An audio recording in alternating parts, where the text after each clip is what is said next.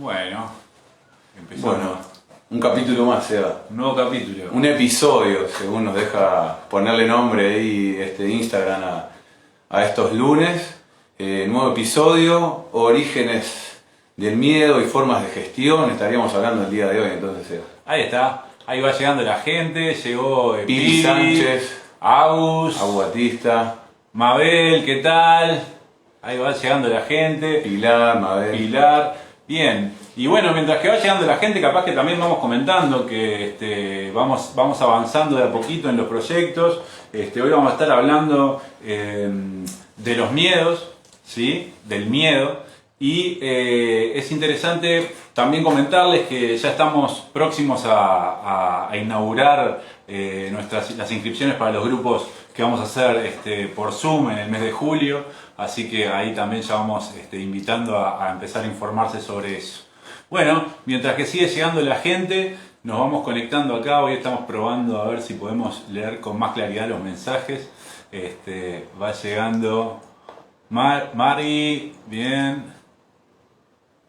Maca. Bueno, estamos capaz que para empezar, ¿no? Estamos para empezar, Seba. Bien. Bueno, hoy la idea es hablar un poco sobre los miedos, el miedo y la gestión del miedo. Decía por ahí, los orígenes del miedo. Para eso me parecía interesante hacer algunas puntualizaciones para arrancar, ¿no?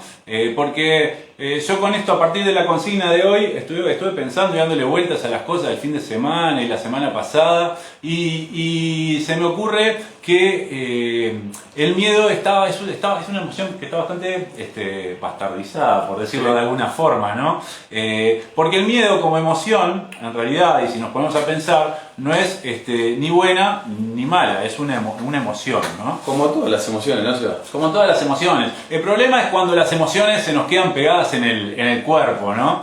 Y empezamos a reeditarlas y reeditarlas y reeditarlas. Entonces, la primera puntualización por ahí. El miedo es una emoción que en realidad es una emoción que nos prepara, y si no fuera por el miedo, de pronto no estaríamos hoy en esta tierra como especie, ¿no? Podríamos decir que tiene su utilidad. Sin duda. El miedo, para empezar, a nivel corporal, es una frente a un peligro externo, en el nivel corporal se disparan una serie de reacciones, ¿sí? Entonces se genera una circulación de glutamato, noradrenalina, sube el nivel de azúcar en la sangre, nuestro corazón empieza a latir más rápido, empezamos a transpirar, las pupilas se dilatan, estamos preparándonos para el ataque o la huida, algo que nos está generando una amenaza. El miedo es nuestra reacción para prepararnos para eso. Entonces, de alguna manera, y si esa es la situación, no está mal que me prepare, ¿no?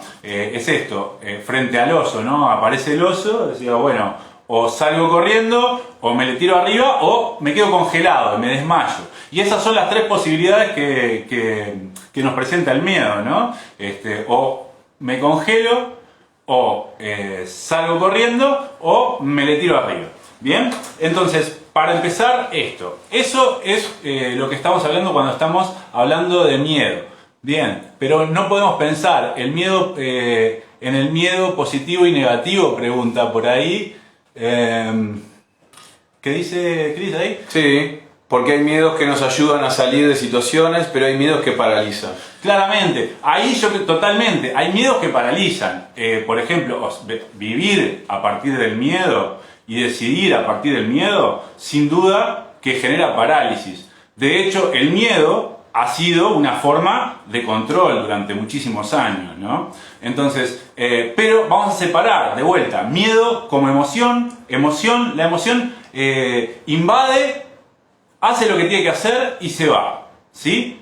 Pero cuando esa emoción se queda pegada en el cuerpo, bueno, ahí sí, nos paraliza, impide pensar, ¿no? Impide actuar, ¿sí? Entonces, ese miedo sí lo podemos pensar como un miedo que sería un poco negativo de alguna forma para nosotros, porque nos mantiene en ese lugar del no poder pensar, ¿tá? Pero bueno, esto también hablamos, bueno, de los miedos, las posibilidades que tenemos de sentir miedo va a depender también de la sociedad donde vivamos, de la cultura en la que estemos inmersos, ¿no?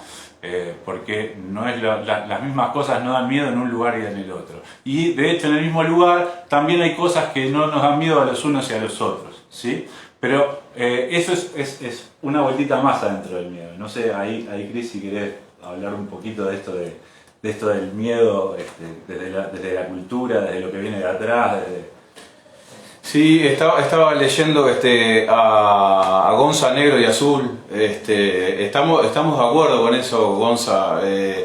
Lo que nosotros queremos inclusive con Seba es sacar a veces de esta, que lo hemos dicho en otros encuentros, de esta lectura binaria a veces que tenemos de las cosas. En el día de hoy hablar de las emociones y específicamente de la del miedo, ¿verdad?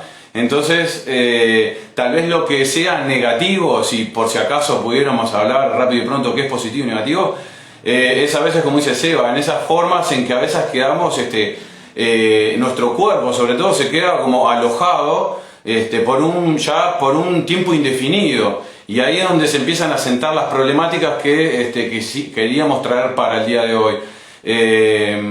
También esto que trae Seba de esto que a veces traemos más históricamente, sería bueno preguntarnos, como lo alude un poco el título, bueno, esos orígenes del miedo, ¿de dónde es que vienen? Porque en esta apreciación que hacía Seba, ¿verdad? Ese es un fiel ejemplo que nosotros tuvimos en la facultad de psicología en cuanto a un miedo real y un miedo percibido, ¿no? En frente a un oso, bueno, yo puedo tener esos 3 mecanismos básicos. El tema es que hoy por hoy casi que abrimos la puerta y pareciera que tuviéramos un oso permanentemente todos los días ahí enfrente nuestro. Entonces estamos siempre percibiendo un posible miedo del cual no es un miedo real. Entonces en esa parte más histórica inevitablemente vamos a encontrar toda la educación que hemos recibido, inclusive desde el periodo perinatal de estar en nuestro vientre de nuestra mamá, toda nuestra primera infancia, inclusive hoy lo que sabemos a partir de la psicogenealogía, esa es una de las disciplinas en la cual yo me he formado, podemos encontrar en nuestros antepasados, en nuestros ancestros, cómo a partir, hoy está evidenciado a partir de la epigenética, ¿no? Pero cómo en los genes podrían venir entonces esas formas de miedo. Pero ahí ya empezamos a complejizar, porque ahí inevitablemente hay una creencia que se relaciona con el supuesto miedo. Lo que ahora Seba va a explicar es que el miedo tiene básicamente como 3 pilares básicos y a partir de ahí se empieza a gestar todos los otros miedos más familiares y culturales. Ahí está. El miedo es una emoción primitiva que antes nos ayudaba a salvarnos del mamut, por ejemplo, dice Pau. Sofi, un abrazo ahí. Sí, tal cual, es lo que veníamos diciendo, ¿no? Toda esta inyección química en el cuerpo me prepara, bombea el corazón, empiezo a respirar, las pupilas se dilatan, me le tiro arriba al mamut con la lanza y como puedo, lo mido eso y en cuestión de micras de segundos, o salgo corriendo o ¡paf! Me paralizo, y esa parálisis del miedo, que también después es una variante que se ven en la clínica y esto, ¿no? Es parte, claro, porque es una parte de todo este mecanismo.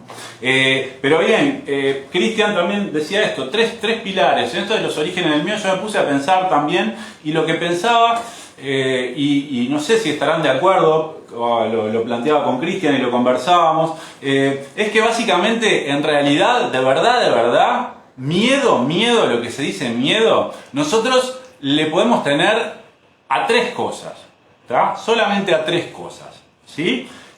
Podemos tener miedo al dolor, ¿sí? Podemos tener miedo a la pérdida del otro, a la pérdida objetal o a la pérdida del yo, ¿sí? Y podemos tenerle miedo a lo desconocido. Básicamente, esos son los 3 miedos que podemos tener, ¿sí? Si ustedes buscan y dicen, bueno, pero yo tengo miedo a... Bueno, empiecen a bajar, sí, pero ¿por qué? ¿Qué es lo que hay atrás de ese miedo? Vamos a llegar a alguna de estas 3 o a una combinación.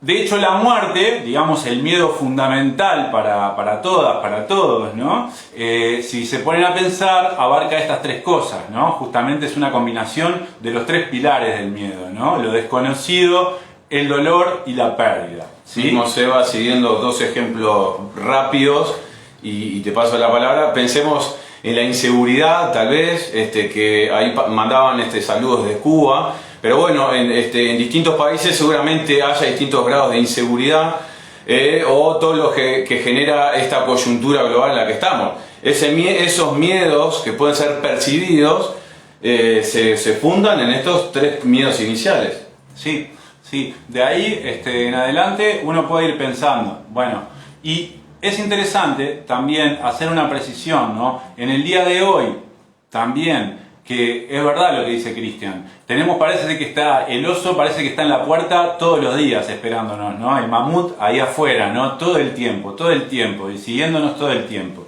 ¿no? Pero en estos tiempos también, además del miedo, hay otra cosa que se nos genera permanentemente, que es una situación ansiógena. Nosotros vivimos en tiempos de ansiedad permanente, mucha ansiedad, ¿sí? Y eso también lo vemos permanentemente, ¿no? En los consultorios y con distintas derivaciones, ¿no? Pero la ansiedad claramente tiene componentes que se asemejan mucho al miedo, ¿sí? Entonces, ojo también, y a diferenciar, porque a veces yo digo, yo tengo miedo de estar solo. Y no sé si yo tengo miedo de estar solo. A mí capaz que me preocupa estar solo porque eso me genera mucha ansiedad y mucha angustia, ¿sí? Ansiedad y angustia se confunden generalmente con esto del miedo. Entonces, como para empezar en esto de las cuestiones de afrontamiento, lo primero que tenemos que tratar de hacer siempre es generar un reconocimiento real de lo que estoy sintiendo. Por eso, ¿esto es miedo? ¿A qué? ¿En cuál de estos lugares descansa el miedo? ¿Pérdida de qué? ¿Dolor? ¿Dónde está la amenaza de dolor? ¿Sí? Lo desconocido, ¿qué hay de desconocido en esta situación o en esto que me está pasando? Etcétera, ¿no? Recapitulando, Seba, capaz, entonces podríamos pensar que hay un miedo como una cuestión más natural, biológica, y por el otro lado, lo que acabas de plantear, vendría a ser a veces esos picos de ansiedad que nos hacen creer que tenemos un miedo, pero en definitiva no sería un miedo como tal. Sí. Y yo capaz que termino teniendo miedo a tener porque después se va generando una cadena, ¿no? Eso después lo vamos viendo y capaz que yo después, sobre el final, hablamos un poquito y pincelamos un poco el tema del ataque de pánico y esto como en un pico de estos que estamos hablando, ¿no? Pero esto, sí. Sí, no, está bueno, Seba, esto que traes, justo están haciendo algunas apreciaciones. Pavo decía algo así como, bueno, diferenciar un poco, lo parafraseo un poco, Pavo, no me acuerdo porque quedé unos mensajes más arriba, pero esos posibles grados de miedo que hay, ¿verdad? Tal vez no, la idea no es categorizar más académico o científicamente, pero sí podríamos decir que hay al menos tres niveles distinguibles, ¿verdad? Cierto temor que a veces uno puede tener, ¿verdad? Y nos genera una preocupación. Luego hay un miedo, sí, que va acrecentándose. Y luego también yendo un poco a lo que decía el tercer nivel, lo que estaba preguntando recién Gonza, Azul y algo así. El tercer nivel prácticamente sería el pánico, ¿verdad? Y él preguntaba cómo diferenciar entre miedo y pánico. Yo creo que el pánico es prácticamente cuando nos imposibilita, ¿verdad? Nos quita esa percepción la posibilidad de hacer una percepción real de las cosas. Y casi que no nos deja socialmente funcional, ¿verdad? Sí, bueno, yo no sé, viste, esto de los niveles del miedo, ¿no? Yo lo que sí sé es que el miedo en realidad nos debería preparar, tiene esa función, es una función. Claro, después ya estamos en unos niveles más psicológicos, ¿no? Yo creo que cuando hablamos de terror, pánico, etcétera, me parece que estamos en otros niveles, ¿no? Ya salimos de ese nivel, que es en realidad un mecanismo de defensa frente al exterior, ¿sí? Y empezamos en unos niveles de amenaza que viene, parece ser desde el interior en realidad, ¿no? Porque somos nosotros que estamos generando estas cosas. Yo les estaba hablando hace un ratito sobre esto de, claro, separar ansiedad, poder tener claro, bueno, ansiedad, estoy sintiendo miedo. Si tengo miedo, debería poder ir bajando de a poquito. Bueno, tengo miedo de los ratones. Bueno, pero ¿qué tengo miedo de los ratones? ¿Cuál es el miedo que le tengo a los ratones? ¿Tengo miedo de que me lastimen? No, capaz que no tengo miedo. Bueno, tengo miedo de que es algo raro, me puede pasar una enfermedad. esto de los miedos, lo desconocido, lo interesante también, es empezar a pensar en la información que tenemos de atrás, ¿sí? Porque, como todo, nosotros somos seres que venimos formándonos desde hace mucho tiempo y capaz que desde mucho tiempo antes que nosotros llegáramos a este mundo, ¿sí? Nosotros, yo, Sebastián o Cristian, ¿sí? Veníamos formando desde antes. Porque venimos engarzados en líneas familiares, ¿no? Entonces hay cosas también, esto de los miedos se van transmitiendo generación a generación, ¿no? Entonces, bueno, ¿cuál es el miedo? ¿Hay un miedo fundado? ¿Hay una amenaza real? ¿La amenaza no es real? Todas esas cosas tengo que tratar de diferenciarlas, ¿sí? Ansiedad, de vuelta. Cuando yo llego a niveles de ataques de ansiedad, crisis de ansiedad, se viven muy fuerte en el cuerpo.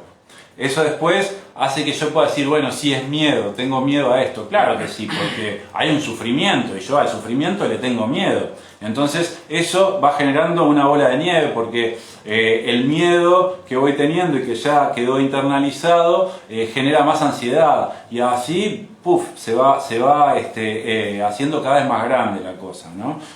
Pero bueno, yo lo que me parecía primordial era como empezar a pensar. Miedo, bueno, tres cosas: dolor, pérdida y lo desconocido, ¿sí? Me das la apertura, Seba, para un poco para aportar algo más entonces a estos tres posibles miedos que originalmente podríamos llegar a tener, ¿verdad? Entonces, ahí por ejemplo, Tete Mainar nos pregunta, cuando te paraliza, ¿cómo podemos pasar a afrontarlo y avanzar? Tal vez antes de llegar a esa pregunta me gustaría acotar algunas cosas que tienen que ver con esto que venimos hablando, ¿verdad? Prácticamente es nuestro proceso de individuación, o sea, nuestro proceso de formación desde que prácticamente estamos en el vientre, como decíamos, y vamos creciendo y nos van inculcando determinadas creencias, ¿verdad? Ahí es donde me parece que también habría que apuntar muchísimo a trabajar en cuanto a esto de los miedos reales y los miedos percibidos. Porque en definitiva, como bien estamos destacando con Seba, si miedo sería prácticamente a tres cosas, todo lo que viene a posteriori no estaríamos en posición de decir que eso no es miedo. Lo que pasa que es una creencia, ¿verdad?, que nos hace prácticamente tener el mismo mecanismo biológico, como si acaso ese peligro real, ese miedo real estuviera ahí adelante, ¿verdad? Pensemos en esto, en cuánto hemos sido educados en miedos que hace a limitaciones, a lo que hace a no te juntes con extraños, no subas a los árboles, no hagas esto, no hagas lo otro. Todas esas formas de cultura, todas esas formas educativas siempre tienen soslayadamente una programación emocional, ¿verdad? Porque acá empezamos a hablar del miedo como si acaso fuera la dimensión emocional para hablar rápido y pronto a secas, pero es imposible poder hablar de la dimensión emocional si acaso no entendemos todo lo que sería la dimensión más psicológica. Solamente la separamos para que se pueda entender, ¿verdad? Con esto nos referimos, por ejemplo, a cómo hay veces que hay un empuje emocional. Entender esto, ¿no? La personalidad, la base dinámica de la personalidad son las emociones. Entonces, si yo continuamente tengo como un empuje emocional, seguramente que ese empuje emocional tenga determinadas características, me despierte determinados tipos de creencias. Y ahí obviamente que yo voy a pasar a empezar a pensar y a tomar decisiones, a tomar acciones que se correspondan a modo de un bucle o circuito cerrado, de una forma de funcionamiento que yo la tengo casi que uno se lo cree, ¿no?, como plenamente justificado, porque me pareció sentir algo, Seba, que era del orden del miedo, ¿verdad? Pero ¿acaso entonces era el miedo a esa creencia? O como decís vos, si seguimos indagando por lo pronto en este contexto en el que estamos, ¿no? Que genera como un peligro inminente que vamos a salir a la calle y nos puede pasar algo, seguramente eso retrotraiga aún más a un inicio, a un miedo a la pérdida, o a un miedo al dolor, ¿verdad? O a un miedo a la muerte. Esos serían entonces este hilo conductor que le queremos dar con Seba, ¿verdad?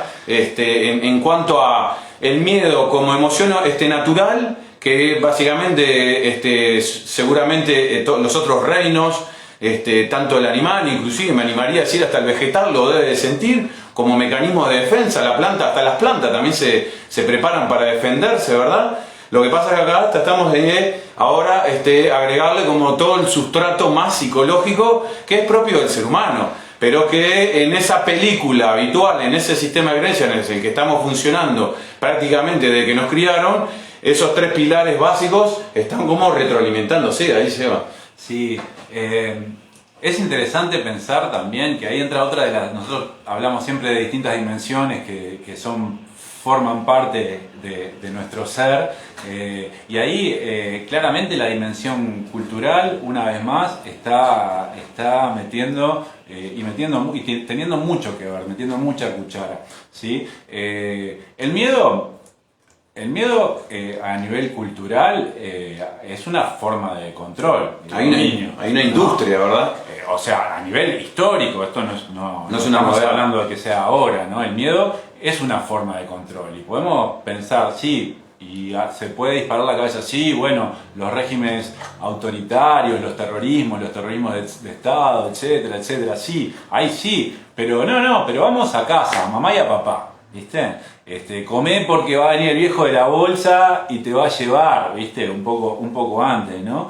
Ahora estamos mucho más, ahora se ha politizado mucho este tema de ser más cuidadosos con los niños, las niñas, ¿no? Pero está esto, la educación a partir del miedo está en todos los niveles, ¿no? ¿A quién se le ocurre, no, esto, no? A ejemplo, ¿a quién no se le ocurre esto de esto? Bueno, te asusto, pero es por tu bien, para que no te metas ahí, para que no pase, y es una forma de control, ¿sí? Entonces, ojo con el miedo, porque el miedo, justamente, como bien diciendo todos ustedes, el miedo nos paraliza, no nos permite actuar, y esto, en ese sentido, ese miedo no es saludable para nosotros, ¿no? No estamos hablando ya de ese miedo que nos permite actuar. El miedo es raro. Yo soy re miedosa, con bobadas. Sin embargo, un par de situaciones límite me comporté muy valiente, claramente, porque ahí en realidad, ahí sí sentiste miedo de verdad, ¿sí? Ahí sí fue la preparación del cuerpo para el miedo. ¿Tá? Y capaz que en estas otras situaciones de las que hablas, ¿no? Estamos en otra cosa, ¿viste? No estamos en el miedo. Estamos ahí dando vueltas en estas otras dimensiones, ¿sí? Preocupaciones, ansiedades, angustias. Y yo no sé si estamos hablando siempre de miedo. De miedo. Sí, tal vez ahí por lo pronto nosotros lo trabajamos más a fondo, hoy por unas cuestiones de tiempo y porque no es el formato que nos convoca, sino que como le decimos, lo hacemos más en profundidad en los talleres, que próximamente vamos a estar publicando la fecha. Pero esto que menciona Seba, y como bien compartía ahí Flor Gamarra en ese ejemplo, que seguramente todas y todos a lo largo de nuestra vida y nuestros días solemos tener más de uno, eso nosotros lo denominamos trampas mentales, que es prácticamente esto: uno queda funcionando perfectamente a modo de circuito cerrado, con un funcionamiento psicológico bien fundamentado, prácticamente nuestra mente no entra en modo de reflexión, ni nuestra mente en un aquí y ahora, en una mente intuitiva, sino que funcionamos más en formas más automáticas, que nuestra mente nos prepara antes que nosotros seamos conscientes de ella, pero siempre con una base emocional como registro. Entonces tal vez era el mejor ejemplo que daba Flor ahí a la posibilidad de explicar que tal vez eso que tú decías no es miedo como tal, sino a veces son esas trampas mentales que me hacen sentir algo, pero que en definitiva cuando tú te enfrentaste a un miedo real, actuaste muy valiente. Entonces toda la otra parte, toda la otra versión en la cual nos vemos a veces diariamente sacando conjeturas, nosotros le denominamos trampas mentales, que habría que identificarlas, cómo es que funcionan. También se toman curso, toman alguna forma psicológica como sesgos de pensamiento o descargas emocionales también, ¿verdad? Que no es más ni otra cosa que vamos a decir, como una conjunción entre toda mi parte más psicológica de funcionamiento, porque en definitiva no hay, por lo pronto, un miedo real, hay una amenaza real, ¿verdad? Sino es que más del orden de la preocupación como una trampa mental clásica. Sí. Hay muchos mensajes. Hay un montón de mensajes por ahí, se me pasó de largo para arriba, no lo voy a buscar porque meto los dedos en cualquier lado, después no lo puedo encontrar. Pero preguntaban por las fobias, ¿no? Y preguntaban por ahí por los perros de la calle, ¿no? Sí, claro, ahí hay una mezcla, porque hay una amenaza real posible, ¿no? Porque decir, bueno, yo no le tengo miedo a todos los perros, porque yo capaz que tengo perros, voy a la casa de mis amigos, a mis amigas tienen perros, y no tengo miedo. Pero los perros, veo un perro en la calle y me genera miedo. ¿Por qué? Porque claro, seguramente ahí hay una idea de que, claro, el perro en la casa de una amiga, de un amigo, tiene ahí algún elemento de control que me asegura, pero el perro de la calle hay algo de lo liberado. Ahí hay que hacer un trabajo, viste, como no hay receta. Yo también hablamos con esto de modos de gestión, hablamos con Cristian, ¿no? También. Nosotros creemos que el tema es que no hay, lo básico es que no hay recetas. Lo básico es que sí hay que disponerse a un trabajo. Si eso es un problema para mí, yo debería trabajarlo, ¿no? Yo creo que no hay recetas, y en esto de los tips es muy difícil esto de tirar tips si queremos ser serios en este sentido. Porque acá el trabajo, y el trabajo que nosotros hacemos, por ejemplo, en el consultorio, en la clínica, con cada persona, es un trabajo como de hacer un traje a medida, ¿no? Porque justamente los miedos no van a ser los mismos para mí que para Cristian, que para ti. ¿Sí? ¿Por qué? Por esto que veníamos hablando. Bueno, cada uno viene cargado con distintas cuestiones dependiendo de las culturas, etc. Nati Testa decía por ahí también que claro, que de vuelta, sí, nos prepara y con estas inyecciones de adrenalina, glutamato, azúcar, etcétera, y nos prepara para algo, y en determinada dosis no es malo, totalmente. Y después eso me interesa hablarlo contigo, Nati, y capaz que después, pero hablando sobre sexualidad, así que Nati Testa, capaz que un día te venís por acá a hablar de estas dosis de adrenalina en ese otro territorio, dale. Sí, había una mamá que nos preguntaba, se pasó para arriba, bueno, no logramos llegar al mensaje, pero hablaba esto del posicionamiento de los padres y la importancia de la educación, de no educar en base al miedo. Pensemos también en esto, ¿no? Lo que eso se denomina, entre otras disciplinas, como la programación neurolingüística, en el sentido de que ahí también se le está educando a partir de la negación, ¿verdad? No desde la afirmación. Porque si él supo subir al árbol, si seguimos con el ejemplo del árbol, es porque él sabía que podía. Lo que pasa es que el miedo fue una proyección de los padres para que no se subiera al árbol porque capaz que creían que se podía caer. Después otro mensaje que estaba bueno de Pedro, que nos preguntaba acerca de el miedo al fracaso, si era más que nada perfeccionismo o se pasó para arriba un poquito ahí el mensaje. Hay intolerancia a la frustración o una trampa mental.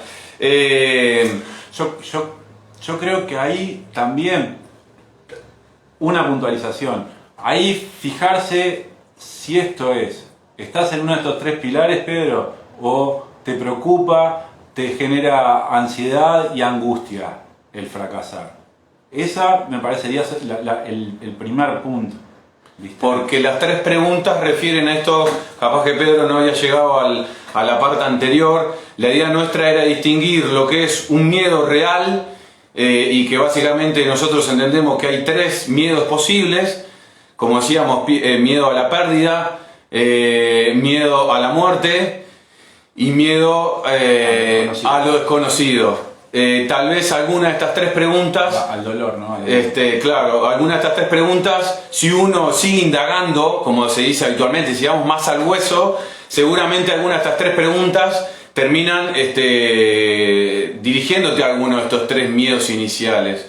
Ahí yo quería comentar que se me pasó, pero acá una compañera, yo siempre meto el dedo acá para pasar cualquier cosa, por eso ya lo tenía prohibido ahora, pero bueno, una compañera que decía ahí, claro, el miedo al perro de la calle es porque es desconocido. Claro, ahí lo bajaste, lo entendiste todo. Claro, ahí es un miedo a lo desconocido. Y además, ojo, a lo desconocido y al dolor también, porque ese desconocido en particular también conlleva una amenaza de dolor. Si le diéramos una vuelta más psicoanalítica, ese miedo tal vez es un miedo simbólico, que no ha encontrado una forma de expresarse inicialmente y que toma figura a través de un perro, ¿verdad?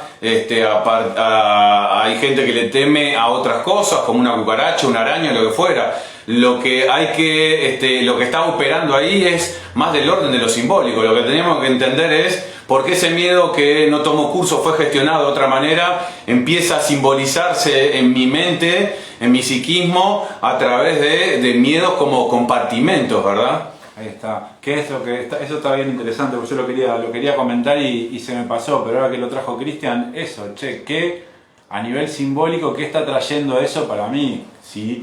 No le encuentro esta bajada a estos pilares, ¿no? Dolor, pérdida, desconocido, no le encuentro bajada a estos pilares. Bueno, entonces, a nivel simbólico, ¿qué es lo que está significando esta amenaza para mí? Bueno, ahí Sophie Sedep nos dice, yo creo que nunca me enseñaron desde el miedo y sin embargo siempre fui la única miedosa en mi entorno familiar. Ahí está.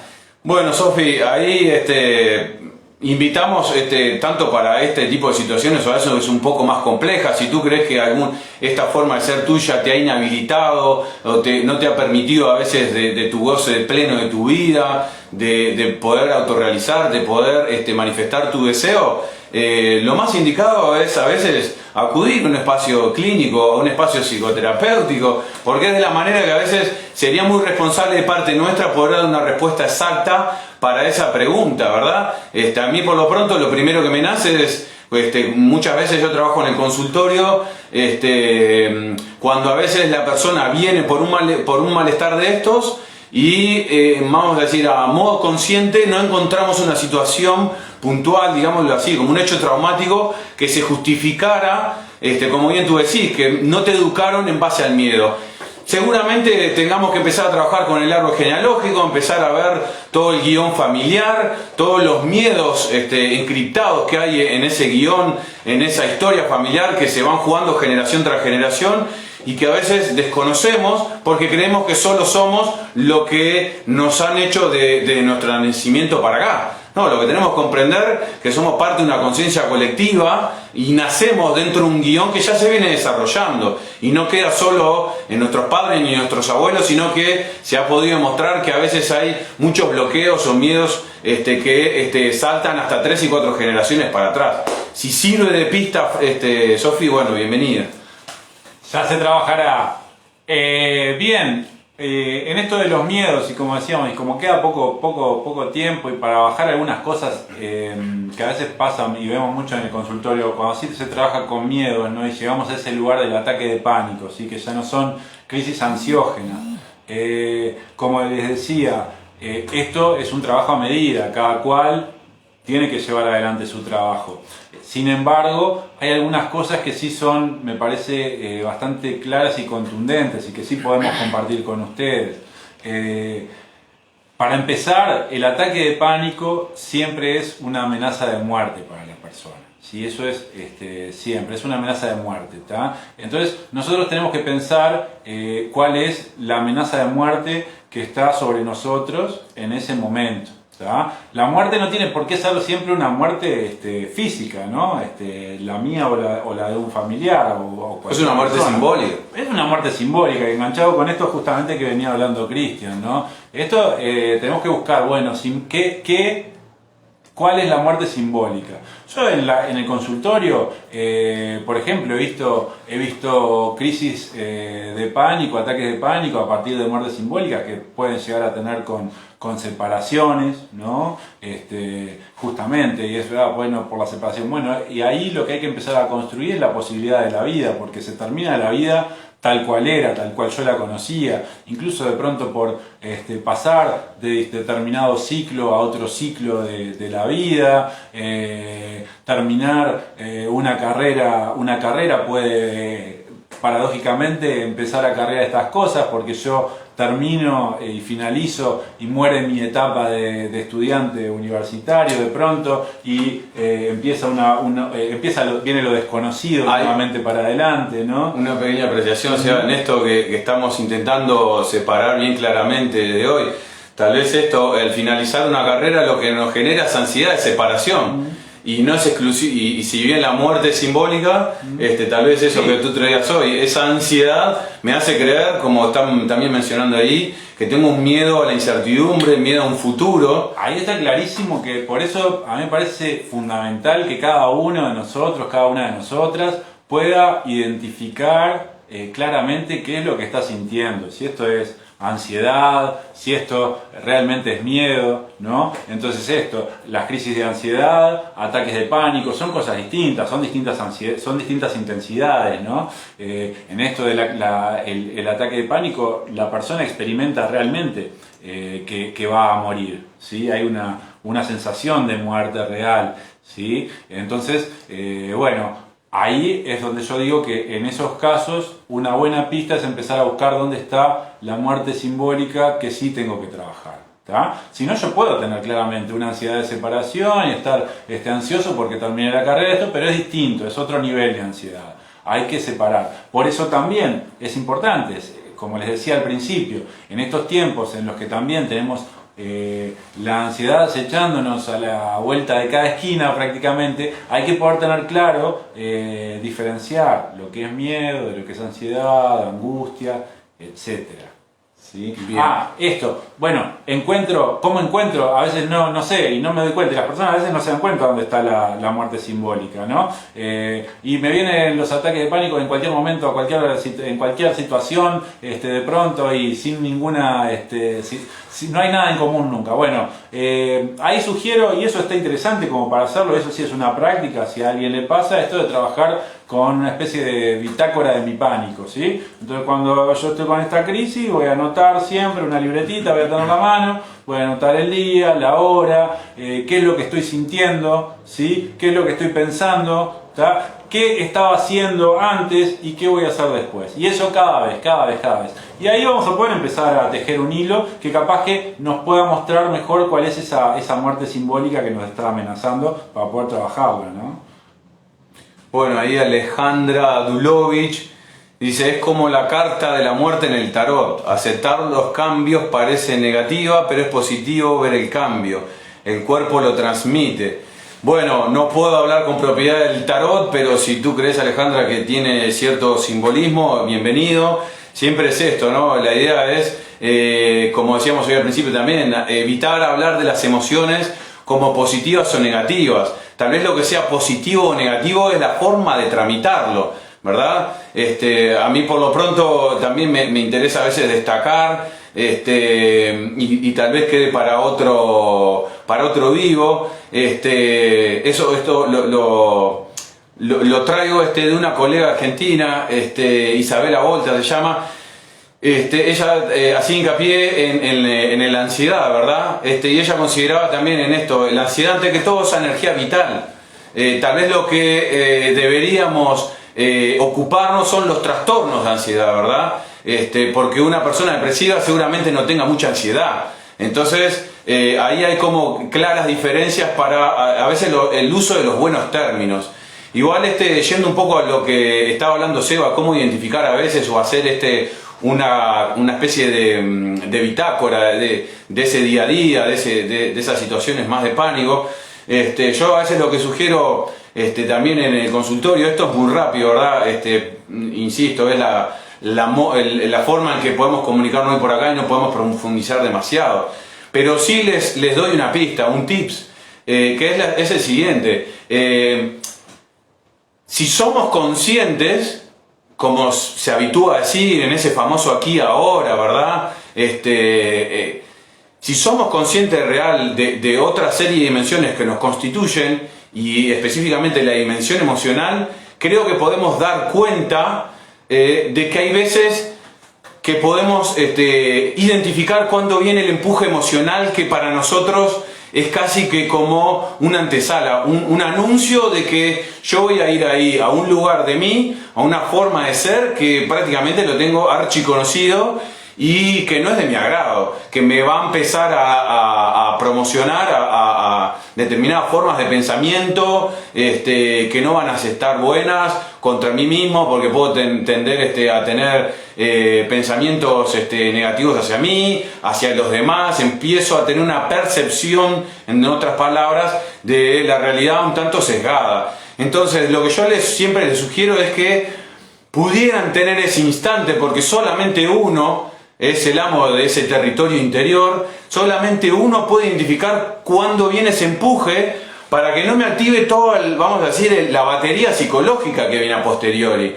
Obviamente que eso es un trabajo, no es de una única vez, por eso los invitamos a veces a darse una vuelta por el consultorio para desmitificar a veces esa creencia que ir al psicólogo es de locos, o ese aquel que tiene problemas.